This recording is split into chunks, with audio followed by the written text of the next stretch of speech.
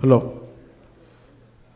May I call upon Dr. Deepika Ponnuru, MD/DM, consultant rheumatologist, Manipal Hospitals, Vijayawada. She did her general medicine from NRI Medical College, DM rheumatology from NIMS, Hyderabad. She's got the best oral presentation in spectrum of primary immunodeficiency disorders, Zircon 2017, received grant for research work on TB SLE from State TB Cell Telangana. Her publications include national and international journals and authored chapters and monographs. Her areas of interest are lupus, vasculitis, and PID.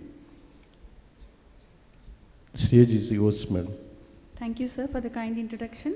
Good morning, everyone. At the outset, I would like to thank the organizers for giving me this opportunity. Today, I would like to speak about the approach to connective tissue disorders associated interstitial lung disease.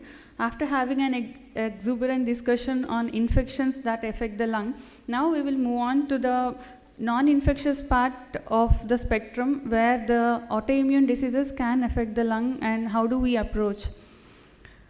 So my talk would be covering the spectrum of ILD and CTDs, the clinical clues to diagnose the connective tissue disease, the syndromic approach, how to interpret the autoimmune workup, and then the treatment guidelines.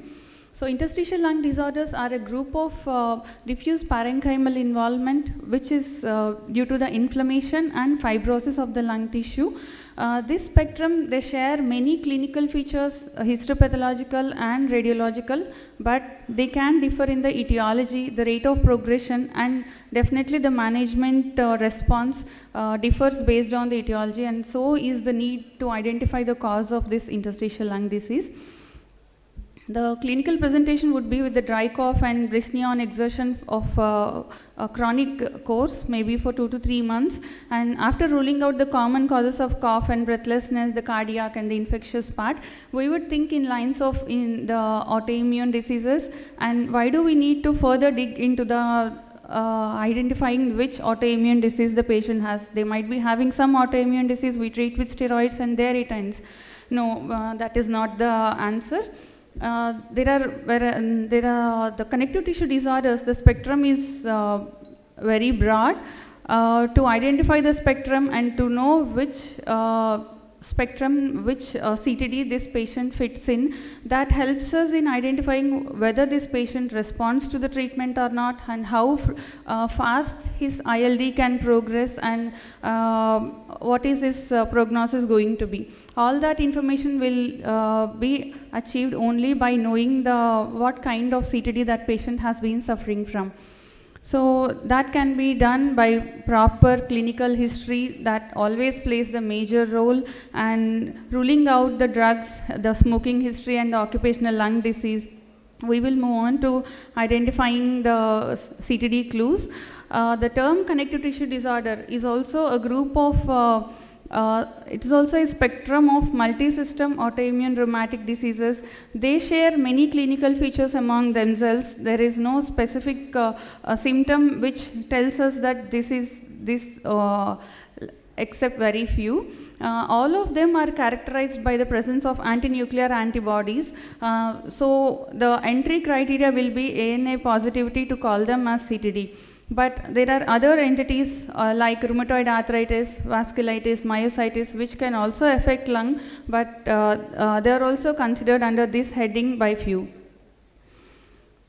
So I would like to pay my first tribute to Paul Klemperer, a pathologist who identified or who first tried to define this multi-systemic involvement, which are quite distant organ involvement, and he tried to label them as collagen vascular disorders way before the diagnosis of Ellis cell phenomenon in 1948. And later on, the term connective tissue disorders has come up as collagen is not the only entity in the connective tissue. So these are all the spectrum of CTDs that we are going to see. The most common, which everyone is aware, is systemic sclerosis, SLE, Sjogren syndrome. Many others have come up like overlap syndromes, mixed connective tissue disorder, vasculitis, myositis spectrum. All of these can also have interstitial lung disease. So these are some clinical clues through which we will be able to know what connective tissue disease or whether this patient is suffering from a connective tissue disease or not. So the inflammatory arthritis, it's not just any joint pain. The joint pain is associated with swelling and early morning stiffness, which is lasting for more than 30 minutes to 1 hour. Then we call it as inflammatory arthritis or autoimmune arthritis. They can also have the malar rash, the typical butterfly shaped rash on the face and the bridge of the nose, which is commonly seen in lupus. They can have recurrent mouth ulcers and diffuse alopecia, which can be scarring or non-scarring. Can anyone tell me what this slide is showing? Correct. So this is the showing the Raynaud's phenomenon. The first one is showing the pallor face, and the next slide is showing the bluish discoloration of the fingertips. So this is not persistent or continuous. So it's a transient phenomenon on exposure to cold. So it doesn't appear when the patient comes to us in the clinic unless our hospital is equipped with centralized AC, and due to which they manifest the Raynaud's phenomenon in front of us.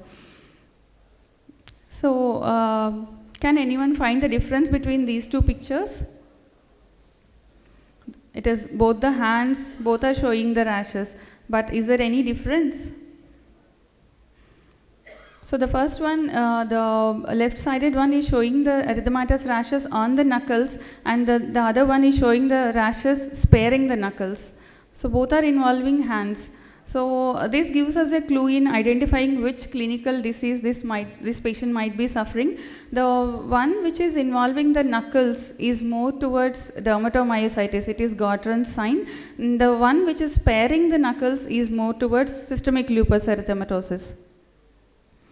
And these are some more symptoms which are specific to connective tissue disorders, that is dry eyes and dry mouth, the salt and pepper pigmentation, which can be very minimal and hidden to particular areas, but it can be very obvious like in this picture. The scleroderma facies is something which all of us will be identifying by just looking at the patient, and some will also have vasculitic rashes. So apart from the signs that patient can exhibit on their body, which we can search and see, they can also have other symptoms because of the internal organ involvement, which will not be visible, or sometimes patient can perceive them, like the lung involvement. Patient will have cough and breathlessness.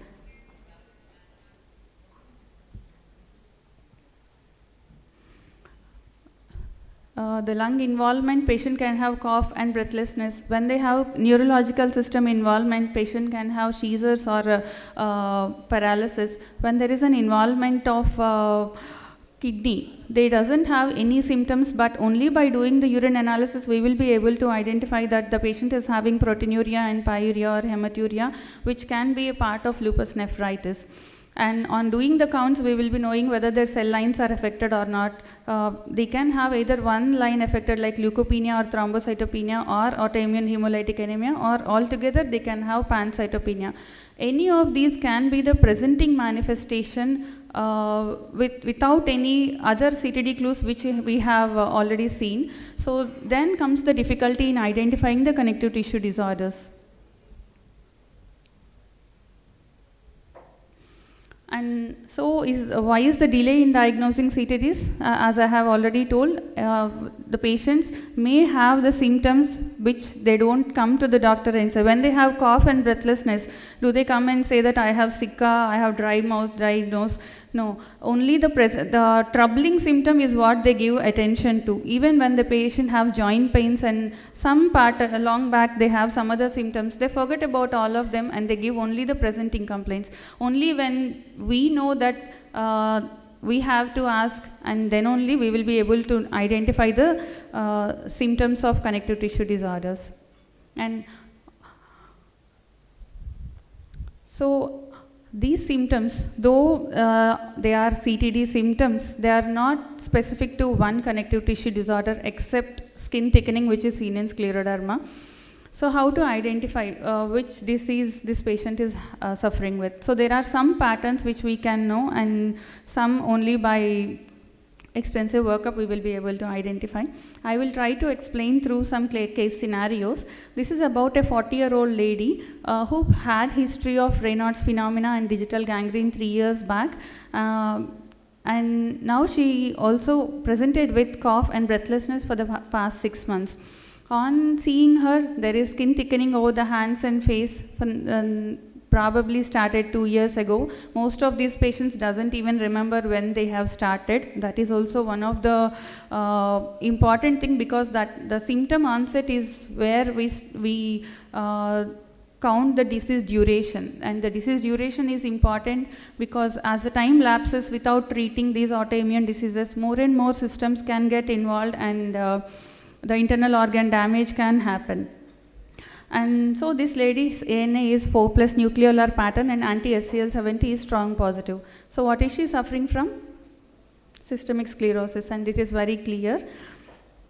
And this is about a second lady. She is a 58-year-old lady who presented with cough and breathlessness. Initially, she went to a cardiologist where they have done 2D echo, and she was found to have moderate PAH with dilated RARV. So immediately she was subjected to CTPA to rule out PTE, and there was no PTE, but instead she has ground glass opacities in both the lungs, and so she was treated for pulmonary edema, though the ejection fraction was normal. And her dry cough and breathlessness persisted. Then she met a pulmonologist where interstitial lung disease was suspected, and she was worked up, and her ANA was positive, dsDNA negative, anti-syndromic antibody was very strong positive. Then she was referred to a rheumatologist for further workup. On clinical evaluation, or on asking them repeatedly, she could say that she has mild oral sicca, and there was a transient episodes of Raynaud's phenomena, and there is very subtle tightness of skin over the face, and she gives history of weight loss and loss of appetite.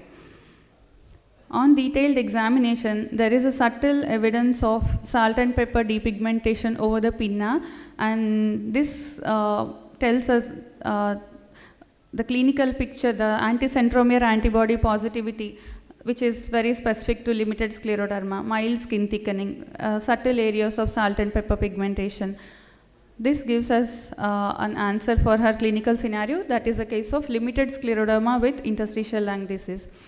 So there are some the criteria for diagnosing each autoimmune disease. I'm not going into the details. These criteria will include the most common manifestations of the disease, usually specific to that disease, and they give weightage. And on summing up the scores, if the score is more than 9, then only we can label that patient has scleroderma here. So if they have skin thickening, nothing else is required. But if they doesn't have skin thickening, we need to look into the other clues like digital ulcers, telangiectasias, etc. So the scleroderma ILD is more common in the early phase of the disease, that is in the first 5 years of the disease, and after 15 years the chances of ILD comes down, and the risk, and if we evaluate a patient with scleroderma at the first visit, if we evaluate all of them, 90% will have ILD by imaging method. But if autopsy is performed, when an autopsy was performed in all the scleroderma patients, almost 90 to 100% of them had ILD. With PFT, we are sensitive enough in picking up 40 to 75%, but out of all these, the clinically significant ILD is only seen in 30 to 40%. So the moment we diagnose interstitial lung disease, which is very minor, which is involved in only few areas of the lungs, that is not the criteria to start treating the ILD. Only when it is clinically significant, or when the patient is symptomatic, or they have other, there are some other criteria where we should treat, we will be knowing it later on. So scleroderma ILD is very common, so it is recommended by evidence to evaluate for interstitial lung disease at the first clinical visit when you suspect that they have scleroderma. And these symptomatic patients have a 10-year mortality rate of 40%, and when they have ILD, the mortality rate is 3 times higher than those who doesn't have interstitial lung disease. So this is what I was trying to tell. When the lung involvement is more than 20% on imaging, or when their FVC is less than 70%, or the decrease in FVC when it is compared to the baseline FVC, and the decrease in FVC more than 10%, or DLCO when it decreases by 15%, that is when we have to consider that this ILD is progressing or it is clinically significant, and then we should start treating these patients. So these are the risk factors for scleroderma ILD. And now, previously, scleroderma renal crisis was the leading cause of mortality, but over the last 2 decades, ILD and PAH are the leading causes of mortality. Coming to the next case scenario, this is about a 60-year-old lady. Seeing the picture itself, you will be able to identify that this is a case of rheumatoid arthritis, who is untreated chronic deforming rheumatoid arthritis. She presented to me with active arthritis in a wheelchair. She doesn't even give history of cough or breathlessness. Knowing the chronicity of the disease, when we examine, there are crepitations in the lungs, and on further imaging, she has been suffering from UIP-ILD. And the FVC was 46% in her. Because of the limitation of activities due to poorly treated arthritis, her ILD wasn't picked up, and it was more than 50% involved in her, and she was initiated on treatment for the including the ILD along with arthritis. So rheumatoid arthritis ILD is different from other CTD ILD, wherein the pattern is UIP pattern, usual interstitial pneumonia, whereas in other CTDs it is mostly NSIP pattern.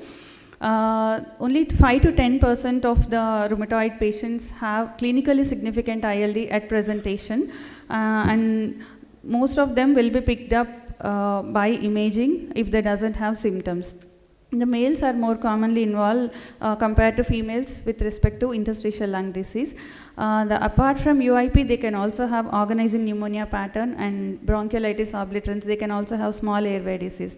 In an early RA study which included rheumatoid arthritis patients of less than 1 year duration, the ILD was present in 52 patients, and that too those who are symptomatic. That means ILD can be symptomatic even within 1 year of diagnosis of rheumatoid arthritis. It is not an end stage disease. So the treating rheumatoid arthritis appropriately to the target helps us in preventing the development of interstitial lung disease over time. So if untreated, around 25% will develop interstitial lung disease within 3 years of onset of rheumatoid, and the median survival of these patients is going to be 3 years. All these are without treatment. So this is about a case of a 21-year-old lady who comes with joint pains and this kind of rash. What is she suffering from? Lupus. So it is very clear. This is about the differentiating facial rash. A patient with all the pictures are showing the rashes on the face, but all the 3 are different. The first one is showing the malar rash, which is sparing the nasolabial fold, and the other face is showing the malar rash.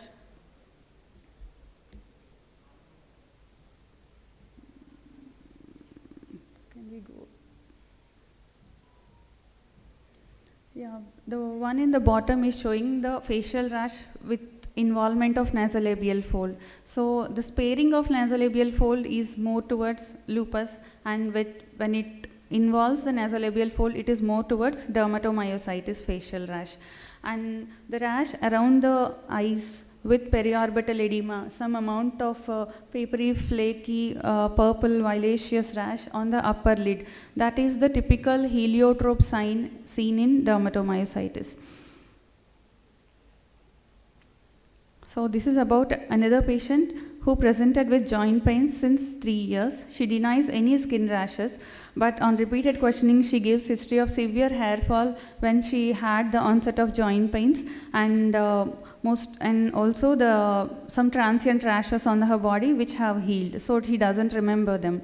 And now the presenting complaint is only arthritis. When we examine, there is a typical discoid rash in her pinna. If we miss this kind of rashes, the thought of lupus goes back. We only treat her as rheumatoid. If her rheumatoid factor is negative, we treat her as seronegative rheumatoid.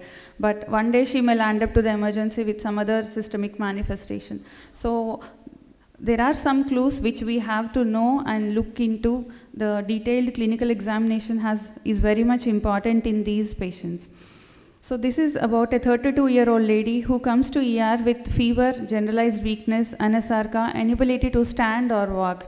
This is only from 15 days duration. and her urine was showing 2+ protein and pyuria. She was treated as UTI at the outside hospital for 1 week, and she had no response, and then she comes to us. On examination, she was having NSRCA, both proximal and distal muscle weakness. There is no arthritis, there is no skin rash. So young female with proteinuria, polyradicular neuropathy, not responding to antibiotics. Suspected CTD, and when it was done, the ANA was strong positive, profile was showing multiple antibodies, and she is lupus with nephritis, myositis, and polyradicular neuropathy. So this is the complexity of these autoimmune disorders, and without suspicion, it's unlikely to diagnose them and treating. So this is about a 55-year-old lady with 15 years of duration of lupus. Initially treated with cyclophosphamide, she had response, she went into remission, she was quite well. After 15 years of disease, she comes with arthritis flare and cough of 1 month duration, and now she is diagnosed with interstitial lung disease. So these disorders are a continuum. They don't end up,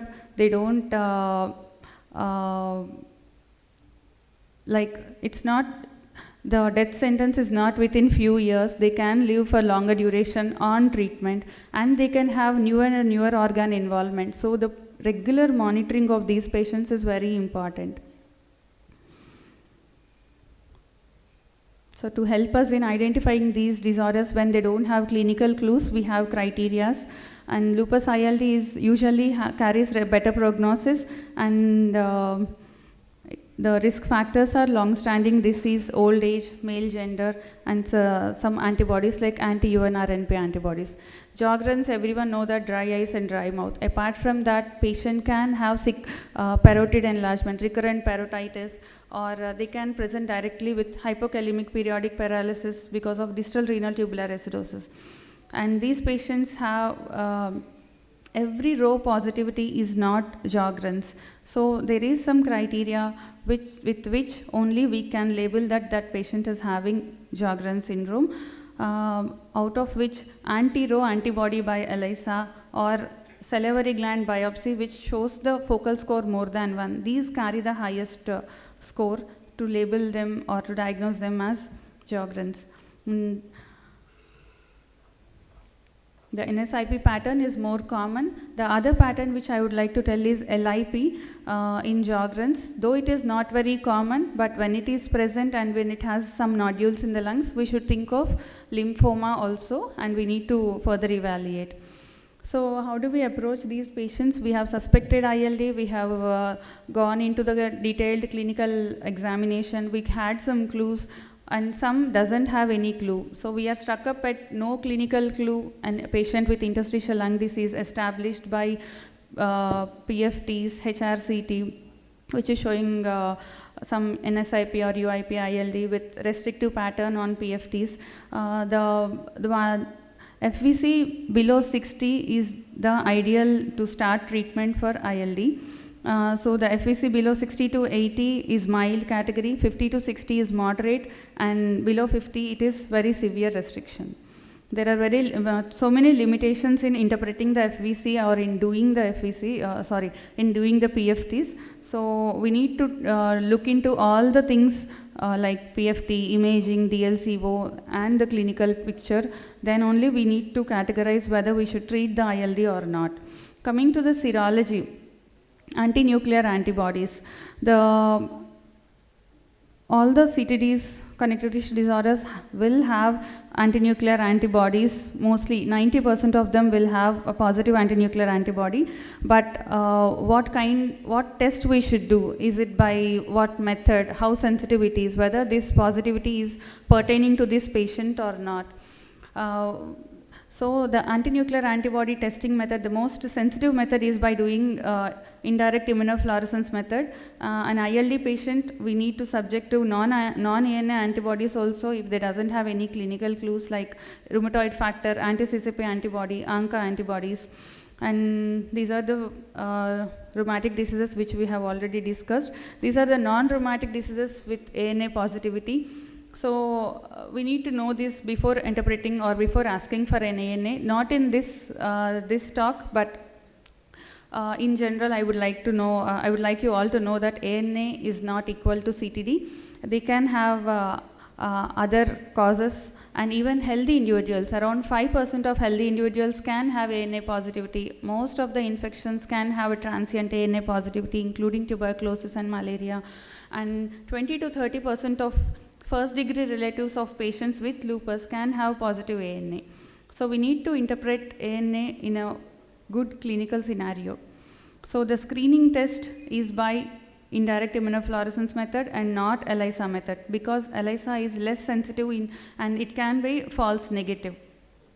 So by IIF method, it will have two entities, the titer and the pattern. The titer it starts at 1:40, but ideally, ANA report should have minimum titer of 1:80, and the pattern is gives us some clues in knowing which antigen this patient had and which disease this patient might be suffering with. So the homogeneous pattern is common in lupus and juvenile idiopathic arthritis. Speckled pattern common in scleroderma, MCTD, Sjogren's. The nucleolar pattern more specific to scleroderma. Centromere pattern, limited cutaneous scleroderma. So these patterns also not only tell us that they are sensitive enough, but they also give us a clue to the underlying CTD. So we definitely have to do ANA by this method. So these are the patterns: speckled, homogeneous, mixed, nucleolar, and centromere.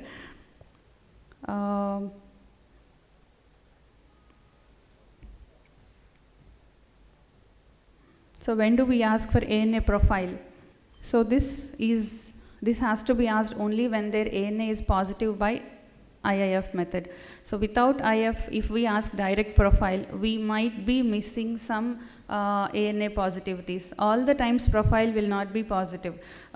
So it is ideal to do ANA screening by indirect immunofluorescence method, and once it is positive, based on the clinical scenario, we can ask only the targeted antigen. If we suspect lupus, you need not ask the profile, you can just ask anti-DSDN antibody by ELISA. If you suspect Sjogren's, only ask for anti-Ro antibody ELISA. So that's how the clinical history plays an important role, and misleading us by giving many antibodies in the profile or sometimes no antibodies in the profile. So the term undifferentiated connective tissue disease, we have some criteria and categories where we can diagnose certain disease. When we can't put a patient with some autoimmune features into one particular disease, they can be labeled as undifferentiated connective tissue disorder, because these disorders do not appear at one time. As they keep on evolving one by one, few other symptoms or signs can manifest later on.